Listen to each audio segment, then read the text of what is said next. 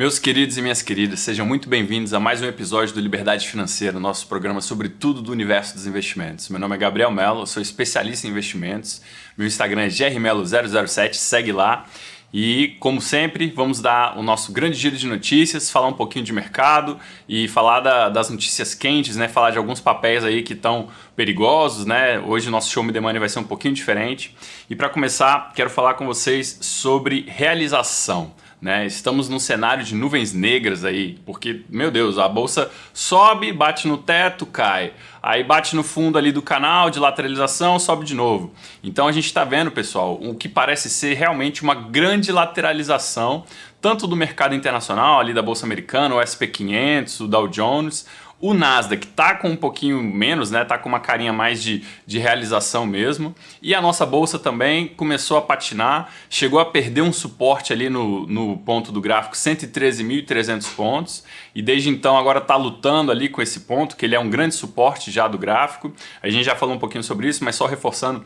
Pessoal, existem várias teorias de análise gráfica que falam que os preços se movem dentro de caixas, né? Então imaginem, aqui temos uma caixinha, aí vem aqui um preço, aí começa a fazer um ping-pong aqui dentro, né?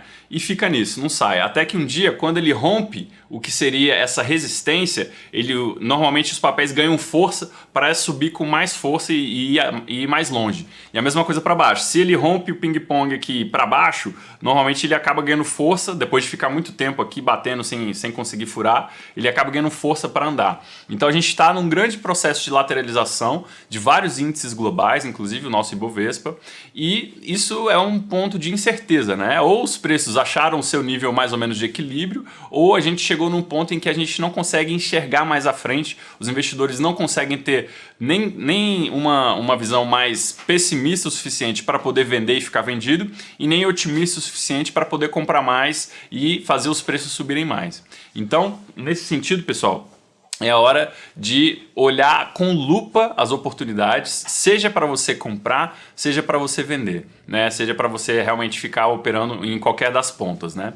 E assim, olhando pelo lado mais de economia, o que a gente vê é um pouquinho de mais do mesmo, né? O Banco Central americano segue na sua ciranda dizendo não vai aumentar juros, quer ver inflação, não tem problema nenhum se a inflação ultrapassar um pouquinho a meta, vai ser transitório, vai ser só até 2023, né? Que no máximo ali em 2024 ele pensa na possibilidade de começar a subir juros novamente. E o nosso Banco Central aqui, bem águia, né? Bem falcão, como a gente já falou no último programa, né? Bem hawkish, né? Subindo juros a galope para tentar com que esse processo de subida de juros dure menos e consiga chegar num valor no final do ciclo de alta dos juros, um valor um pouco menor do que antes do início do ciclo, quando não se esperava que ele fosse ser tão agressivo. Inclusive, vários economistas, vários analistas de mercado elogiando essa postura mais agressiva, mais assertiva do Banco Central, mas é a característica do nosso Banco Central, né? Ele sempre foi mais conservador e ele costuma ser agressivo nessa questão, né? Quando a agressividade representa conservadorismo. Nas vezes que a agressividade representou ser mais dovish, né? Ou mais pombinha, ou enfim, mais mão aberta, né? Mais liberal, isso não significou que o nosso Banco Central fosse tão agressivo quando o contexto era de fazer esse tipo de situação, de baixar juros. Então, o que a gente vê é isso. A política volta a dominar novamente, né, os debates econômicos, principalmente. A gente viu aí semana passada o presidente Bolsonaro fazendo essa reunião de união nacional peronomútil, né? Chamou só meia dúzia de governadores, os ministros e o presidente da Câmara, do Senado e o presidente do STF, né? O Luiz Fux. Então, os outros 21 governadores ficaram de fora, né? Então, nem tão unido assim, né? Mas querendo demonstrar a união nacional, fez essa reunião, apresentou o seu novo ministro da Saúde, que já descartou um lockdown, né? Ele veio com a receita pronta, né? De realmente não fazer lockdown de jeito nenhum, não interessa o que aconteça, não interessa quantos mortos, né, a gente chegue, quantos novos doentes, né, quantos novos casos de doença comecem a surgir, eles não vão fazer lockdown de jeito nenhum. A gente chegou a um nível de mais de 100 mil novos infectados por dia, né? E isso significa o seguinte, pessoal, se o índice de fatalidade da doença é entre 2% e 3%, a gente vai ver logo em breve, em 15 dias, infelizmente, algo como 2 ou 3 mil mortes a mais, né? Isso só desses novos infectados de um dia. Imagine todos os outros dias que vieram tendo novos infectados, né?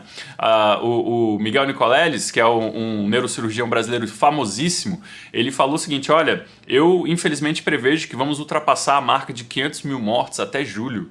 Né, se continuar nesse ritmo, se continuar as coisas do jeito que estão. E o ruído político agora se tornou tão ruidoso que está virando um estrondo político, não é mais um ruído, né? Os presidentes da Câmara e do Senado, Arthur Lira e Rodrigo Pacheco, pedindo a cabeça do Ernesto Araújo, né, que é o nosso ministro das Relações Exteriores, pedindo mudanças na condução da pandemia, né? O Centrão, que antes estava fechado com o Bolsonaro, começou a dar mostras aí, segundo analistas políticos, de que não vai morrer abraçado com o Bolsonaro, né? Se o governo afundar, eles vão pular fora na primeira oportunidade. Então, esse desconcerto da política está atingindo níveis assim inimagináveis, né? Cada dia aquela piadinha do mercado financeiro se tornando mais verdadeira, né? O Brasil não perde a chance de perder uma chance, né? Ou o novo formato que veio, né? O risco Brasil diminuiu, né? O risco do Brasil dá certo, né? Infelizmente, né? Essas coisas são piadas, mas demonstrando muita conexão com a nossa realidade, infelizmente. Então, a política segue com esse desconcerto, né? E isso afetando as expectativas. A bolsa não ganha força para subir, né? Os novos investidores entrando de qualquer forma, né? Comprando, pagando preços caros por ações, e aí isso gerando esse movimento de lateralização. E, assim, a não ser que a gente tenha novos gatilhos, ou notícias boas, notícias de mais vacinas chegando, né, notícias de coisas boas acontecendo, isso poderia ser um gatilho para melhorar e aí, de repente, o pessoal se animar a voltar a fazer compras. E do outro lado, se a gente não tiver também uma piora muito acentuada, que a gente já está vendo e que já está mais ou menos contratada com a questão da falta de oxigênio, com a questão da falta de medicamentos por todo o país, né? Até isso se materializar com muito sangue nas manchetes, isso talvez faça com que esse canal de lateralização se rompa para baixo. Então a gente está num movimento em que não tem drivers de curto prazo, então o mercado fica muito vulnerável a notícias. Então a notícia que vier ganhar mais manchete vai acabar influenciando o sentimento dos investidores, que vai, por sua vez, acabar influenciando o rumo do mercado. Bom, queria falar aqui com vocês, pessoal, sobre essa união nacional, só que não, né? Então o presidente Bolsonaro chamou todo mundo para fazer uma reunião de união nacional. Só que ele não chamou todos os governadores, não chamou inclusive a maioria deles, né? Só chamou 6 governadores que são chegados, né? E mesmo assim, mesmo esses 6 governadores, durante a saída ali da reunião, deram declarações meio contrárias ao que o presidente falou. Na própria declaração final, o presidente citou o famigerado tratamento precoce, né, e dizendo que os médicos têm liberdade para fazer isso, e aí outros governadores falando contra isso no próprio discurso ali na saída. Então, assim, é uma coisa assim que fica absolutamente sem, sabe, não consigo nem ter palavras para explicar, porque é uma coisa tão contrassenso, assim, tão contraditório, né? Para que fazer esse tipo de coisa, sabe? Dos analistas políticos que eu tenho acompanhado, eles falaram isso, que essa reunião, esse comitê gerou mais dúvidas do que certezas, mais perguntas do que respostas, né? Então, essa união que não é nacional, né? É meio que uma união só para fazer reunião e chamar o pessoal da TV para tirar foto, fica claro que não está ajudando, né? Eu vi críticas, né? O ministro da Saúde fazendo visita em São Paulo, no Rio de Janeiro, para falar com pessoas que ele quer chamar para trabalhar com ele. Pô, para que isso nesse momento? Por que não faz por videoconferência? Por que não faz pelo telefone? Precisa ficar perdendo tempo fazendo viagem, né? Esse número de novos doentes está contratando uma crise muito grande por curto prazo. O Rio de Janeiro tem mais de 600 pessoas na fila de UTI hoje, né? Então, assim, a gente vê que tá um clima assim de catástrofe tão grande, né? Um clima de que o governo tá absolutamente perdido, batendo cabeça, né? E aí, no meio desse contexto, surge a Butanvac, né? Já ouviram falar? É a vacina completamente nacional, uma vacina feita pelo Butantan, pelo Instituto Butantan de São Paulo, que é 100% nacional, com todos os insumos, todo o processo de produção, toda a tecnologia nacional. Ou seja, dando certo essa vacina, que eles já aplicaram na Anvisa para fazer os testes de fase 1 e 2 ao mesmo tempo, isso dando certo, eles querem fazer com testes com um público de 1.800 pessoas, aí o Brasil vai ter autossuficiência na questão de produção de vacinas, né? Ele vai ser capaz de produzir em toda a sua cadeia produtiva uma vacina brasileira, uma vacina nacional, que seria a Butanvac, né? Eles estão chamando de Butanvac. Então isso traz esperança pra gente, né? E isso nada menos do que coloca o governador João Dória no centro do calendário eleitoral, né? Realmente mostra que ele vai vir com muita força por esse discurso da vacina, querer dizer que a pandemia foi o pior problema do governo Bolsonaro é chover no molhado, e também querer dizer que ele realmente, de alguma forma, poderia ter sido melhor do que foi, eu acho que também é chover no molhado. Então, a questão da vacina, pessoal, vai ser chave no processo eleitoral de 2022, no ano que vem. E o processo eleitoral do ano que vem vai ser chave para a Bolsa de Valores, como sempre foi no Brasil. No Brasil, ano eleitoral é sinônimo de volatilidade. Inclusive, a gente sempre recomenda, pessoal, em ano eleitoral, tentem diminuir suas exposições, porque com essa volatilidade pode muita coisa ruim acontecer. Então, vale um pouco mais a pena, de repente, diminuir um pouco de risco do que querer focar mais em ganhos, né? Claro que sempre procure os fatores de risco quando você investir. Isso também não é uma recomendação de investimento ou de desinvestimento, mas é só um alerta, porque historicamente a gente tem volatilidade maior em período eleitoral. E estamos aí em 8, 9 meses de entrar nesse ano eleitoral com força, né? Então, muito cuidado com isso. E em relação à bolsa, pessoal, o que a gente tem visto, né? Eu comentei da questão da lateralização. Nesses momentos de lateralização, tem um mantra do mercado que em inglês eles chamam de buy the dip, né? É o compre o fundo, né? Então, se você tem uma caixinha como essa, o preço fazendo um ping-pong aqui dentro, né? Quando ele bate aqui nessa linha, isso se chama de suporte. Se ele bate no suporte várias vezes, esse suporte vai sendo testado, aí entra essa filosofia de buy the dip, né? Então, fez um fundo aqui que já foi testado e se mostrou resistente, o pessoal tem comprado o fundo, né? E ao mesmo tempo o topo não está ganhando força para ser rompido. Então, vende no topo comprando fundo. Isso é uma estratégia muito utilizada, né? Muitas vezes não dá certo, né? Mas é um mantra, né? Quando a gente está num mercado mais altista, né? Num bull market ou mercado do touro, isso é muito comum, né? O pessoal recomenda, olha, compre o fundo, né? Compre o fundo, né? Faça apostas quando os papéis caírem, faça suas apostas ali naquele momento. Então a gente está vivendo um momento de muita especulação. A questão dos treasuries, que a gente tem falado bastante, arrefeceu um pouco, né? Então o treasury de 10 anos, que tinha batido uma taxa de juros de 1,75, a máxima de 13 meses, diminuiu um pouquinho, então agora está para 1,62, 1,63, isso deu uma boa animada, mas ao mesmo tempo não foi o suficiente para que as empresas de tecnologia ganhassem um fôlego maior, né? Isso deu uma certa animada na bolsa, mas as ações de tecnologia continuam caras comparado ao desconto que representa essas taxas de juros. Lembrando, as taxas de juros de renda fixa representam a taxa de oportunidade, e essa taxa de oportunidade é comparada com o yield ou com a taxa de dividendos e rendimentos que as empresas pagam para os seus acionistas. Então, quanto maior essa taxa de juros, menos atraente vão ser essas empresas. Ou seja, ou o preço delas vai ter que cair para elas ficarem atraentes de novo, ou então elas têm que aumentar muito a lucratividade com novos produtos, com inovações, para poder manter ainda uma atratividade num cenário de que a taxa livre de risco, né, a taxa de renda fixa, vem subindo.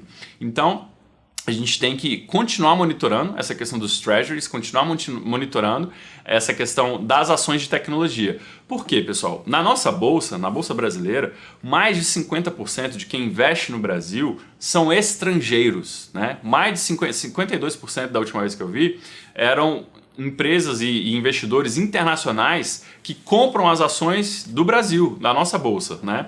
Os investidores institucionais são por volta de 25% a 30% e as pessoas físicas, como eu e você, somos menos de 20% na bolsa, somos 19%.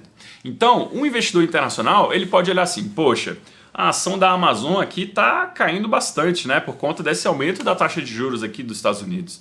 Só que aí, então, ela ficou mais barata. Aí, pô, se eu vou comprar a Amazon ou eu vou comprar, por exemplo, Via Varejo no Brasil, né? E aí, se você comparar, pô, Via Varejo é uma ótima empresa, mas será que ela é páreo para concorrer ou ser competidora com uma Amazon?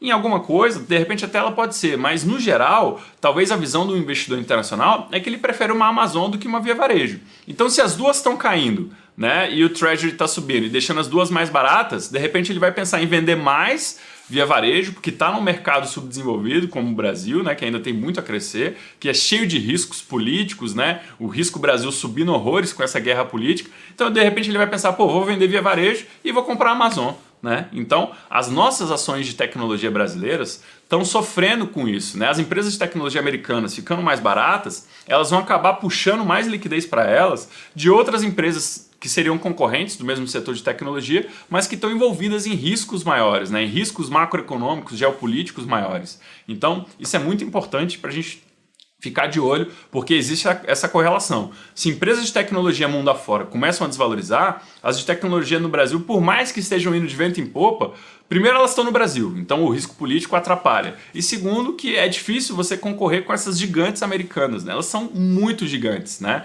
Só basta lembrar que a Amazon vale mais de $1 trilhão, né? Então, assim, $1 trilhão é quase o orçamento brasileiro, né? Enfim, todo, né? Uma única empresa vale tudo que a gente tem de orçamento, né? Na faixa de 5, 6 trilhões ano aí.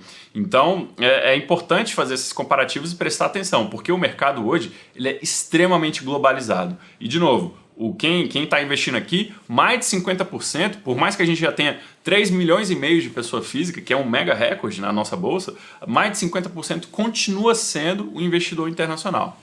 Bom, quero tomar então agora, pessoal, vamos falar um pouquinho de Show Me The Money. Chama o Tom Cruise aí pra gente bater aquele papo. Pessoal, Show Me The Money de hoje vai ser diferente. A gente não vai falar de ações pra gente ficar de olho pelo potencial de subir. O contrário disso. A gente vai falar de ações que estão perigosamente, né, ali, ó, flertando com a beira do abismo, de cair muito. E por que isso? Porque se você olha o dado fundamentalista delas, é muito horripilante. Você olha assim, meu Deus. Por exemplo, já ouviram falar da Drogas 1000? É uma rede de farmácias lá do DF. Poxa, uma rede muito boa, já fui cliente, já consumi, muito bacana e tudo. Só que o valuation dela tá nada menos do que 3.700 anos. 3.700 anos no preço atual, pelos lucros que ela vinha tendo, para você investir R$1, seu real virar 2 a partir dos dividendos. Caramba, 3.700 anos. Tá louco, né? Vamos falar de uma outra aqui, Localweb. Pô, uma mega empresa de tecnologia, né? Provedora de serviços de internet, de site e tudo mais, muito bacana, extremamente escalável. Pô, 790 anos. 790 anos por ser R$1 virar 2 pelos dividendos atuais de Localweb. Ou ela vai ter que crescer o lucro desesperadamente, né? E fazer inovações, novos produtos e demanda muito grande, crescente, ou então tá caro, né? Então a gente tem que tomar cuidado com esses papéis que estão com os múltiplos muito altos, né? Nessa categoria a gente pode incluir Magazine Luiza, Via Varejo, B2W, que é o submarino, né, da Lojas Americanas, a própria Lojas Americanas. Então são papéis que a gente tem que tomar muito cuidado com eles, né? Se você olha o múltiplo ali pela análise mais fundamentalista, tá muito esticado, né? Então, de novo, isso não é uma recomendação nem para comprar nem para vender nenhum desses papéis, é só uma discussão de que realmente esses múltiplos, será que eles estão fazendo sentido com a realidade, né? Será que a gente pode considerar que um Google da vida, ele tem um preço-lucro que faz mais sentido, né? Eu digo, ao contrário, que uma Drogas 1000, uma Magazine Luiza, uma Localweb tem um múltiplo que faz mais sentido do que um Google, do que uma Apple, do que essas empresas extremamente inovadoras, né? Que ditam o futuro, né? A Tesla, tudo bem, a Tesla realmente tem um múltiplo ali de 800, 1000 anos, mas pô, a Tesla tá dizendo que é o futuro, tem, né, é do mesmo grupo da SpaceX, que faz exploração espacial, que quer levar o homem a Marte, que já leva e traz astronautas da Estação Espacial Internacional. Então, pô, são empresas realmente conectadas, uma empresa conectada com o que é o futuro, com a disrupção verdadeira de fato, né, que pode disparar, né, o seu nível de consumo com novos produtos extremamente inovadores. Então, essas empresas estão com múltiplos muito caros. Então, olhando pelo ponto de vista estritamente fundamentalista, tomem muito cuidado, né, e fiquem de olho, porque são papéis que estão vulneráveis aos shorters, né, aos vigilantes do mercado. São aqueles caras que gostam de operar vendidos e que eles vão olhar esse tipo de coisa e vão falar, pô, é um tipo do papel apetitoso para uma operação de venda, uma operação short, né, um papel que está extremamente descolado em relação a esses múltiplos, certo? Bom, falar também agora um pouquinho do passaporte Covid, né? O passaporte Covid, ele está sendo muito falado, pessoal, que é o seguinte, no futuro bem próximo, a gente vai ter, além do passaporte normal, vai ter um passaporte ligado a quais vacinas você tomou para os tipos de coronavírus que vão existir. Então isso é uma realidade, né? Não custa lembrar, não sei se todo mundo sabe, mas hoje, do mundo inteiro, qualquer brasileiro, qualquer um de nós aqui, só pode entrar hoje em 6 países, né? Isso tirando aqueles que exigem uma quarentena, enfim, né, para você poder ficar, mas livremente, em tese, você só pode entrar em Afeganistão, Tonga, Etiópia e mais uns 3, né? Então, assim, acabou a ideia de ir pra Disney, pessoal. Acabou a ideia de ir pra Europa, de fazer aquele rolê, de ir pra Olimpíada. A Olimpíada, inclusive, o Japão já anunciou que não vai ter turista de lugar nenhum, né? Eles proibiram o turismo, né? A visitação durante a Olimpíada. Então, nós brasileiros estamos barrados de vários países do mundo por enquanto, e talvez algo que venha para melhorar isso seria a ideia do passaporte Covid, né? Que vai ser um passaporte estritamente ligado às vacinas, né? E que garanta que você está protegido, está imunizado para poder fazer, né, alguma visitação em outro país. Então isso é uma tendência, isso pode acontecer no curtíssimo prazo e vai mudar a vida de todo mundo em relação a viagens, né? Então a gente tem que ficar de olho com isso. E para ir encerrando, pessoal, vamos falar hoje da nova marca da XP. Nossa querida XP está de cara nova, vou subir a marca aqui para vocês verem, ficou muito legal. Eles deram uma repaginada com um ar mais moderno, né? O novo mantra, o nosso novo mantra que faz parte da nossa vida, que é o Investir Transforma. Então, investir transforma tudo. Eu vou tentar pedir, inclusive, ver se a gente consegue subir o vídeo aqui da campanha, ficou muito legal, um vídeo de 1 minutinho. E, em cima dessa ideia, pessoal, eu queria convidar todos vocês para fazer uma reflexão. Como é que está a sua relação com o seu banco? Você está satisfeito? Você sente que o seu banco coloca você no centro da relação? Que ele se importa com você? Que ele realmente está preocupado em te atender bem? Ou ele está só preocupado em que você, né, não encha muito o saco dele, né, e olhando só para os lucros do acionista, né? Porque aqui na XP e aqui na Nipur, mais especificamente, a gente está muito preocupado com isso. Então por isso, pessoal, eu queria convidar vocês para fazer isso aqui, ó. Para pegar o cartãozinho de vocês e cortar essa relação com o banco de vocês, ó. Desse jeito assim, ó. Porque se você parar para pensar, não é o banco ou esses cartões de crédito que estão pensando no seu bem, né? Então, os cartões da XP não tem nenhum tipo de tarifa de nada, né? Eles têm um investback de 1%, então tudo que você gastar nele, você recebe de volta 1% em dinheiro numa aplicação para você sem taxa de administração que rende 100% do CDI.